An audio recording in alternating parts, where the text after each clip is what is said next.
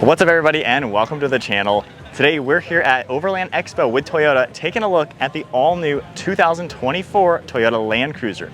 Now currently we are looking at the 1958 grade. There's also the Land Cruiser grade and of course the first edition. Cool thing for this new generation, it starts in the mid $50,000 range. The previous generation was well into the 80s. So that is crazy to see a brand new vehicle coming out that is actually cheaper than before. It's a completely new vehicle, more in line with the sizing of the Toyota 4Runner, so a little bit smaller, more off-road focused, which is gonna be really cool to take a look at. Now, powering this all-new Land Cruiser is of course gonna be the iForce Max hybrid motor. It's a 2.4 liter turbocharged engine with 326 horsepower and 465 pound-feet of torque. This also has a full-time four-wheel drive with locking center and rear differential. You're gonna see the disconnect for the front sway bar, and this tows around 6,000 pounds. So moving on to this styling, this grade is kind of the more off-road, the entry-level version. Still an awesome vehicle, but of course you're gonna have these really cool round style for the LED headlights with the black surrounding them. You can see a lot of this plastic black material for that front end. This is the off-roader, so you don't wanna be chipping up all your nice paint.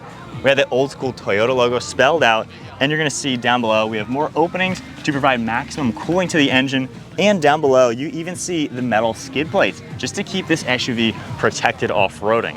I love how boxy it is. It certainly gives it that old school vibe from the original Land Cruisers. You got a sharp line leading towards that windshield, and I really like how the fender flares bulge outward. It gives it a wider appearance, and that plastic continues around the fender flares, just again to keep that body protected. We have a nice set of 18-inch wheels as well, finished in a gunmetal gray, which matches the bodywork paint very nicely. And of course, you can see that suspension back there, which is gonna give this a fantastic off-road ride. Now, there's more of this plastic material for the lower rockers just to keep everything protected. Gloss black on the door handles, and you're gonna see the same gloss black on these mirror caps. Now, I love the design of all the black trim surrounding the glass, especially how it dips upwards right here. It gives it kind of a retro vibe, looking more like an old school vehicle. And to me, it's kind of impressive that this is a production car. It looks more like a concept vehicle, so I'm really impressed with the styling. Now, you got this cool black trim here to kind of separate the roofline from the rest of the body. And in back, nice set of LED taillights, more of the plastic surrounding the rear bumper. Of course, you're gonna have parking sensors, your trailer hitch connection right in the center, nice sturdy step.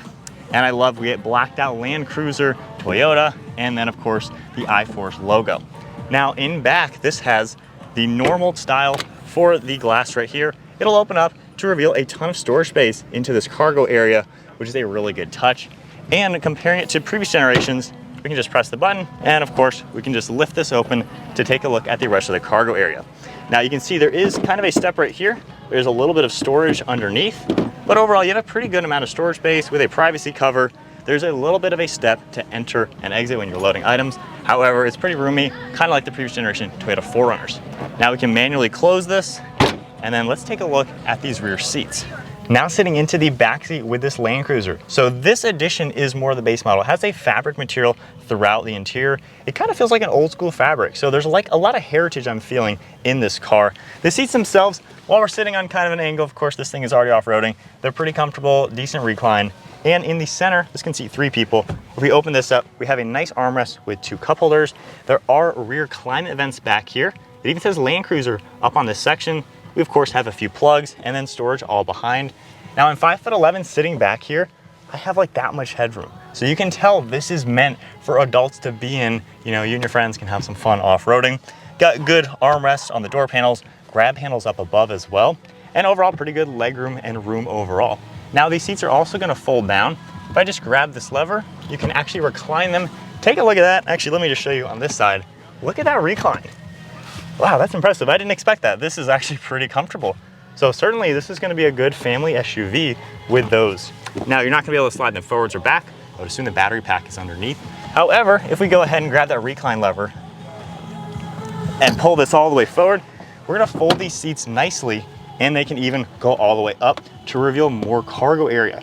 Now, once again, there is this section back here, being a hybrid, just the way they've designed it, but you have good hidden storage space. And with these flat, once again, this is gonna be a pretty practical utility vehicle. Moving on to the driver's seat, where you really wanna be in the Toyota Land Cruiser. This is a pretty cool vehicle. It feels really nice in here, good armrest and everything. The view out is awesome. These windshield, all the glass is very squared off. So you just feel you can see around. You got that boxy hood in front of you. left and right shoulder, really nice. So this feels like a pretty comfortable SUV, something that honestly I could see buying. Now, if we go ahead and just tap the button, we can turn on some of the accessories. You are gonna get a full LCD screen for that gauge cluster. So you can see it turning on. We have the eco and power, your speed right in the center. If I scroll up and down, you can see all sorts of different things that are gonna pop up, safety information, kind of what you would expect on any modern Toyota. So nice to see all of that. If I go ahead and toggle the select mode right here, you can toggle this left and right, and it'll pop up with a few things. But if we take a look at the steering wheel, we have Toyota written out in that old school design, lane keeping assist for the forward collision, cruise control, your mode icon, Bluetooth and audio on the left, and you got a nice toggle right here for volume. Now on the right side, you're gonna see all of the windshield wiper controls, of course turn signals on the left. We have your gas cap, trailer braking, automatic high beams. We've got a pretty cool squared off design for this bezel surrounding these center screens, but you're gonna see that of course, which is a good touch to see. The other trim level will have a larger screen from what I am aware of. But of course, you're gonna see typical information as you would expect on any Toyota, which is a really good design. And being a hybrid, you can go into here, see energy flow from that hybrid system. Now down below here, we have really nice looking toggle switches. We have your fan speed, you can turn on and off, different modes, dual zone temperature, heated seats as well. So I like that layout. You have your air vents with nice designs, the way you can configure it. And then down below, it looks like we have some storage, some plugs, possibly could get wireless phone charging in here. And then over here, of course, you have that mode select. You have your drive modes as well. You can toggle those. We have your transmission control as well as the crawl control, brake hold, four-wheel drive selections with your locking differential. You can see the four-wheel drive right there. And then a pretty nice bulky shifter. 2 cup holders as expected, and then a really large storage center right in here. Now, if you take a look at these passenger side, we got Land Cruiser stamped into it. Of course, a locked glove box, but I'm sure there's a good amount of space in there. And then the mirror, nice with a thin bezel. You have round air vents as well. It's a cool interior. It's really nice to be in here. And even for being the fabric seats, I'm not the biggest fan of fabric. However, this feels rugged, it feels cool, and just the overall design, it kind of feels like the previous 4Runner. However, newer, better tech, and just a really fun feeling. So it'd be exciting to check out the other trims that are gonna have leather, a little bit nicer materials, but this is a really cool design, really cool layout, especially coming into that mid-50s for a heavily off-road focused, cool futuristic SUV. I think Toyota did a pretty good job, and this is really sweet to take a look at. And then one last cool thing to mention is the articulation on this. So this is gonna have a solid rear axle, independent front suspension. You can see the nice articulation back here as we have the front tire up on about a 2-foot rock. So pretty nice to see an ISR vehicle with, of course, swaybar disconnect available to have that articulation. It's gonna be a very similar platform as the new Toyota Tacoma, but there is a full look at the 1958 Toyota Land Cruiser. It's a pretty cool trim level being the base model. It'll be exciting to check out the Land Cruiser grade and of course, check out that first edition. But this is definitely a pretty sweet off-roader with a lot of new features from Toyota. If you guys enjoyed the video, give it a thumbs up, hit that subscribe button, and stay tuned for plenty more content. I'll see you all in the next video.